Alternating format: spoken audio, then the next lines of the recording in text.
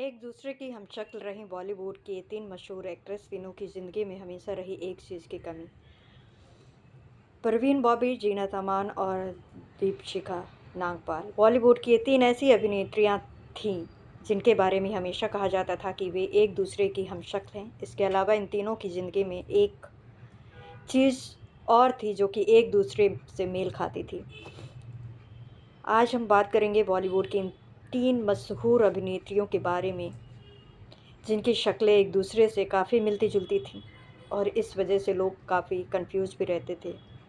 प्रवीण बॉबी, जीनत अमान और दीपशिखा नागपाल। इन तीनों कलाकारों को हमेशा एक दूसरे के हमशक्ल के तौर पर देखा जाता था। लेकिन लुक के अलावा एक और चीज़ थी इन तीनों में जो बिल्कुल मेल खाती थी। परवीन बॉबी अपने दौर की मशहूर अभिनेत्रियों में से एक थी। लोग उनकी फ़िल्मों का बड़ी बेसब्री से इंतज़ार किया करते थे। 70 और 80 के दशक में उनका नाम टॉप एक्ट्रेस की लिस्ट में शुमार हुआ करता था।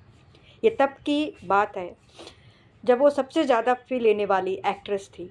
वो अपने फ़ैशन सेंस से दर्शकों को अपना दीवाना बना लिया करती थी। उनकी फ़िल्म एक से एक हिट हुआ करती थी उस ज़माने में। प्रवीण के फैन्स को सबसे बड़ा झटका तब लगा जब उन्होंने महज़ 50 साल की उम्र में इस दुनिया को अलविदा कह दिया था।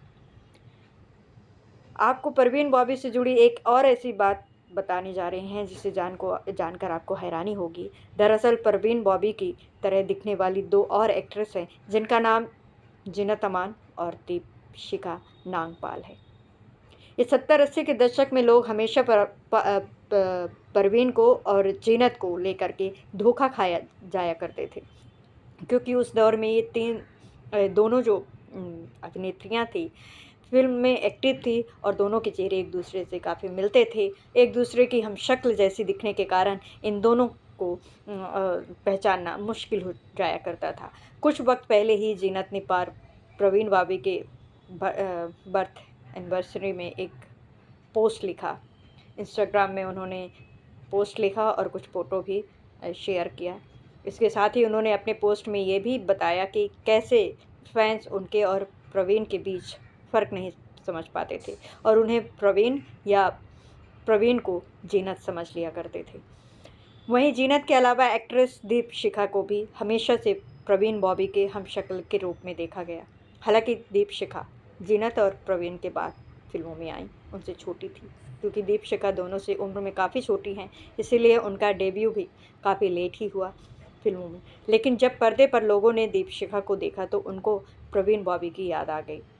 आपको जानकर हैरानी होगी कि प्रवीण, जीनत और दीपशिखा एक और बात आपस में मेल खाती है और वो ये है कि इन तीनों की ज़िंदगी में प्यार ने दस्तक तो दी, लेकिन ज़िंदगी भर ये प्यार को तरसती रहीं। प्रवीण की शादी तो नहीं हुई, लेकिन कई स्टार के साथ उनके अफेयर रहे और आखिरी वक़्त तक वो अकेली ही रहीं। वहीं जीनत की बात करें तो उनकी ज़िंदगी में पहले तो संजय खान आए और फिर मज़हर खान, लेकिन उनके निधन के बाद जीनत अकेली पड़ गईं। जबकि दीपशिखा 2 शादियाँ हुईं, उन्होंने भी 2 शादियाँ की। दोनों से उन्हें वो प्यार नहीं मिला जो वो चाहती थीं।